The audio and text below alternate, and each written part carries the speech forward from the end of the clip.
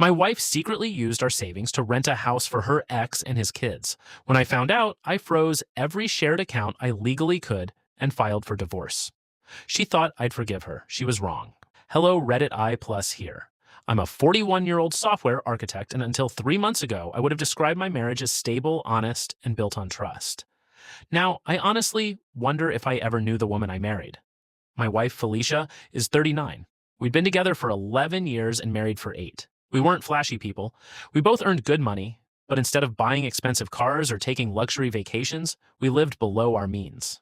Our dream was simple: buy a lake house before we turned 50. We had nearly $420,000 saved between our joint accounts and investments. Every bonus, every tax refund, every overtime project went into that dream. I handled our finances because I actually enjoyed spreadsheets and investing. Felicia had full access to every account, but she'd always joked that numbers made her eyes glaze over. "I trust you," she'd always say. Turns out that trust only went one way. One Saturday morning, I logged into our savings account to transfer money into an investment fund. The balance looked wrong. Very wrong. At first, I thought I'd opened the wrong account. Then I checked again. Nearly $86,000 was gone, not all at once. It had disappeared over almost 7 months. There were dozens of withdrawals. Some were electronic transfers, some were cashier's checks. Others were cash withdrawals, just small enough not to trigger any alerts. My stomach dropped. I spent nearly 3 hours tracing every transaction. Every single one had been authorized with Felicia's credentials. I wanted to believe there had to be an explanation. Maybe she'd bought something huge. Maybe she was planning some elaborate surprise. Maybe there was a family emergency. That evening, we were eating dinner when I casually asked, "Hey, did you make a bunch of withdrawals from savings recently?" She barely looked up from her plate. "Probably bills." "Bills, $86,000? I smiled like everything was fine. Inside, alarm bells were screaming. Over the next week, I quietly gathered every statement. The transfers all led to one property management company. Curious, I searched the address connected to the payments. It was a rental house across town. That made even less sense. We already owned our home. Why would my wife be paying rent somewhere else? I confronted her again. This time I had the statement spread across the kitchen table. Her face immediately changed. "I've been helping someone." "Helping who?" Silence. Then she whispered one name. Travis. I hadn't heard that name in years. He was the boyfriend she dated before we met. The relationship had supposedly ended badly. According to her, he'd been irresponsible, lazy, and impossible to build a future with. Apparently, they had stayed in contact. Apparently, she forgot to mention that part. I asked the obvious question. "You're sending tens of thousands of dollars to your ex?" She folded her arms. "He's having a hard time. So are millions of people. He has children.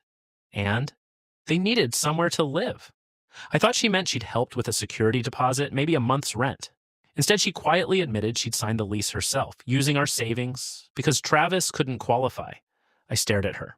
"You signed a lease?" She nodded. "I couldn't let those kids become homeless." I asked why she hadn't talked to me. Her answer still echoes in my head. "Because I knew you'd say no." Exactly. Because any reasonable spouse would have said no. I couldn't sleep that night. Something felt incomplete. People don't secretly move almost $90,000 unless there's more to the story. The next afternoon, she left to visit her mother. Instead of sitting there driving myself insane, I opened the family laptop. We'd always shared passwords. I wish I hadn't. There were hundreds of messages, not dozens. Hundreds. She and Travis talked every single day, morning, lunch, late at night after I'd gone to bed. The money wasn't even the worst part. She'd been furnishing the rental house, buying appliances, paying utility deposits, ordering groceries, replacing his broken truck, covering school expenses. She even created a monthly budget for him. Then I found the message that broke whatever was left of my heart. Travis wrote, "I don't know what I'd do without you." She replied, "You never have to worry. I'll always take care of you. Not us, not our marriage, him." I kept scrolling. There were photos, not romantic ones, but intimate enough. Family dinners, birthday parties. She was spending weekends with him and the kids while telling me she was attending work conferences or visiting friends. One message hit harder than all the others. One of Travis's children had drawn a picture of 4 people. The child labeled them Dad, me, little sister, Felicia, not Miss Felicia, just Mom. That was the moment something inside me shut off. No yelling, no tears, no dramatic confrontation, just clarity. The following Monday, I met with the best divorce attorney in the city. She listened for an hour before saying something that changed everything.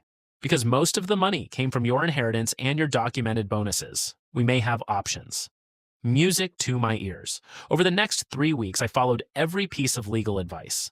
I opened new accounts, redirected my paycheck, documented every withdrawal, collected every message, copied every bank statement, archived every email, printed every receipt connected to the rental property.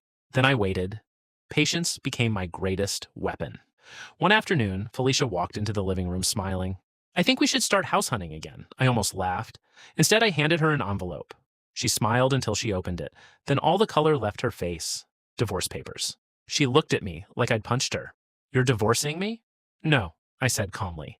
"I'm divorcing the woman who secretly built another family's future using mine." She immediately switched to anger. "You'd really throw away 11 years over money?" I looked her straight in the eyes.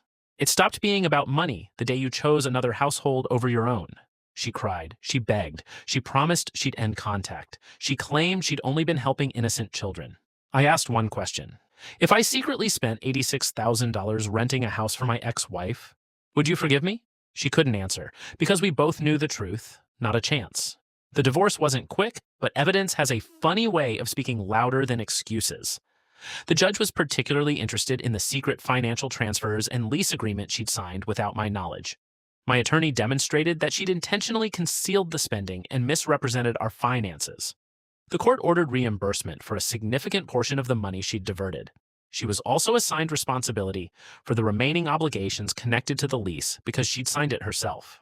Then came the twist none of us expected.